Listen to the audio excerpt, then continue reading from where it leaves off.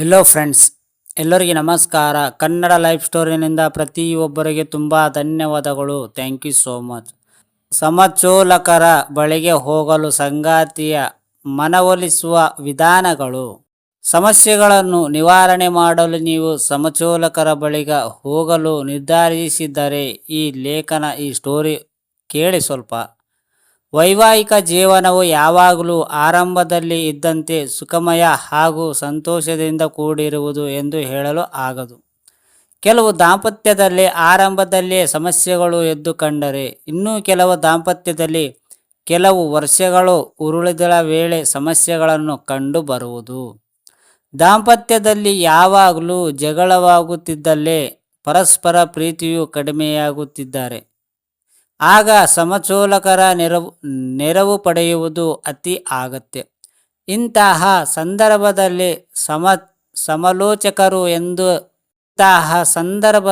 ಸಮಲೋಚಕರು ಎಂದರೆ ಆಗ ಮಾನಸಿಕ ಸಮಸ್ಯೆ ಇದೆ ಎಂದು ಹೆಚ್ಚಿನವರು ಭಾವಿಸಬಹುದು. ಆದರೆ ಖಂಡಿತವಾಗಿಯೂ ಹಾಗಲ್ಲ. ಇಲ್ಲಿ ವೈವಾಹಿಕ ಜೀವನದಲ್ಲಿ ಉಂಟಾಗಿರುವಂತಹ ಸಮಸ್ಯೆಗಳನ್ನು ಹೇಗೆ ನಿಭಾಯಿಸಬೇಕು ಎಂದು ಹೇಳಲಾಗುತ್ತದೆ.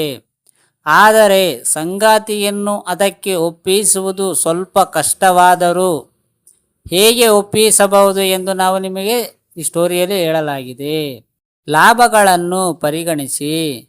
ವಿವಾಹವಾದ ಬಳಿಕ ಸಂಗಾತಿಯು ಸಮಲೋಚಕರನ್ನು ಭೇಟಿಯಾಗಲು ಹಿಂಜರಿಯುತ್ತಲಿದ್ದರೆ ಆಗ ನೀವು ಈ ಲಾಭಗಳ ಬಗ್ಗೆ ಅವರಿಗೆ ತಿಳಿಸಿಕೊಡಿ. ಸಮಲೋಚಕರ ಬಳಿಯಲ್ಲಿ ಮದುವೆಯ ಮೊದಲು ಸಲಹೆಗಳನ್ನು ಪಡೆಯುವಂತಹ ದಾಂಪತ್ಯವು ಯಾವಾಗಲೂ ಬೇರೆಯವರಿಗಿಂತ ಹೆಚ್ಚಿನ ಯಶಸ್ಸನ್ನು ಪಡೆಯುವರು ಎಂದು ಹೇಳಲಾಗಿದೆ. ಇಂದಿನ ದಿನಗಳಲ್ಲಿ ಸಮಾಲೋಚನೆ ಎನ್ನುವುದು ಸಾಮಾನ್ಯವಾಗಿದೆ ಮತ್ತು ಮದುವೆಯ ಮೊದಲ ಸಂಗಾತಿಗಳಿಬ್ಬರು ಸಮಾಲೋಚಕರ ಬಳಿಗೆ ಹೋಗುವುದು ಇಂದಿನ ದಿನಗಳಲ್ಲಿ ಸಾಮಾನ್ಯವಾಗಿದೆ.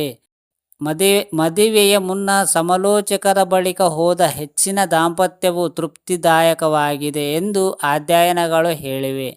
ಸಮಾಲೋಚಕರ ಬಳಿಕ ಹೋದ ಬಳಿಕ ಯಾವುದೇ ಸಮಸ್ಯೆಗಳನ್ನು ಇರುವುದೇ ಇಲ್ಲ ಎಂದಲ್ಲ, ಆದರೆ ಅವುಗಳನ್ನು ಹೇಗೆ ನಿಭಾಯಿಸಬೇಕು ಎನ್ನುವುದು ಸಂಗಾತಿಗಳಿಗೆ ತಿಳಿಯುವುದು.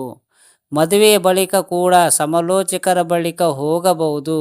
ಇದರಿಂದ ದಾಂಪತ್ಯದಲ್ಲಿ ಆಗುತ್ತಿರುವಂತಹ ಸಮಸ್ಯೆಗಳನ್ನು ದೂರ ಮಾಡಲು ತುಂಬ ನೆರವಾಗುವುದು. ಸಾಮಾನ್ಯ ಕಾರಣ. ಸಂಗಾತಿಯು ನೀವು ಹೇಳಿದ ಮಾತನ್ನು ಕೇಳಿ ಸಮಾಲೋಚಕರ ಬಳಿಗೆ ಹೋಗಬಹುದು ಎಂದು ನೀವು ಭಾವಿಸಿರಬಹುದು. ಆದರೆ ಅದು ಅಷ್ಟು ಸುಲಭ ಮಾತಲ್ಲ. ಯಾಕೆಂದರೆ ಇದಕ್ಕೆ ಸಂಗಾತಿಯು ನಾನಾ ಕಾರಣಗಳು ನೀಡಬಹುದು. ಅದಕ್ಕಾಗಿ ಅವರನ್ನು ಮನವೊಲಿಸಬೇಕಾಗಿದೆ. ನಮ್ಮ ಸಮಸ್ಯೆಗಳನ್ನು ಅಷ್ಟು ಕೆಟ್ಟದಾಗಿಲ್ಲ, ನಮಗೆ ಅಂತಹ ಸಮಸ್ಯೆನೂ ಇಲ್ಲ. ಸಮಾಲೋಚಕರ ಬಳಿಕ ಹೋಗುವುದು ತುಂಬ ದುಬಾರಿ. ಅದು ಹಣವನ್ನು ವ್ಯರ್ಥ ಮಾಡಿದಂತೆ. ನನಗೆ ಅಂತಹ ಅತ್ಯವಿಲ್ಲ. ನಿನಗೆ ಬೇಕಿದ್ದರೆ ಹೋಗಬಹುದು. ಸಮಾಲೋಚಕರ ಮತ್ತು ವೈದ್ಯರನ್ನು ನಾನು ಇಷ್ಟಪಡುವುದಿಲ್ಲ. ಸಮಾಲೋಚಕರ ಬಳಿಕ ಜಗಳವಾಡುವ ಇಷ್ಟವಿಲ್ಲ. ನಮಗೆ ಪರಿಚಯವೇ ಇಲ್ಲದ ವ್ಯಕ್ತಿಯೊಬ್ಬ ಎಲ್ಲದಕ್ಕೂ ನನ್ನನ್ನು ದೂರುವುದನ್ನು ಸಹಿಸಲಾಗದು. ನಾವಿಬ್ಬರ ವೈವಾಹಿಕ ಜೀವನದಲ್ಲಿ ಬೇರೆಯವರ ಸಲಹೆ ನೀಡಲು ಹೇಗೆ ಸಾಧ್ಯ? ಅವರು ಹೇಳುವ ವಿಚಾರ ನನಗೆ ಈಗಲೇ ತಿಳಿದಿಲ್ಲವೇ? ಸರಿಯಾದ ರೀತಿ ಸಂಗಾತಿಯ ಮನವೊಲಿಸಿ. ಸಂಗಾತಿಯು ಸಮಾಲೋಚಕರ ಬಳಿಕ ಹೋಗಲು ಹಲವಾರು ಕಾರಣಗಳನ್ನು ನೀಡಿದರೂ ನೀವು ಅವರ ಮನವರ್ತನೆಯನ್ನು ಮಾಡಬಹುದು. ಒಬ್ಬರೇ ಹೋಗಿ. ಕೆಲವರಿಗೆ ಸಮಾಲೋಚಕರ ಬಳಿಕ ಒಬ್ಬರೇ ಹೋಗಲು ತುಂಬ ಹೆದರಿಕೆ. ಸಂಗಾತಿಯು ಜೊತೆಗೆ ಇಲ್ಲದೇ ಇದ್ದರೆ ಮಾತನಾಡುವುದಾದರೂ ಏನು ಎಂದು ನಿಮಗೆ ಅನಿಸಬಹುದು. ಏಕಾಂಗಿಯಾಗಿ ವೈವಾಹಿಕ ಸಮಾಲೋಚಕರ ಬಳಿಕ ಹೋದರೂ ಅದರಿಂದ ಹಲವಾರು ರೀತಿಯ ಲಾಭಗಳು ಸಿಗುವುದು. ಇದರಿಂದ ನಿಮಗೆ ಬೆಳೆಯಲು, ಒಳ್ಳೆಯ ಭಾವನೆ ಹಾಗೂ ಆತ್ಮವಿಶ್ವಾಸ ಪಡೆಯಲು ನೆರವಾಗಲಿದೆ.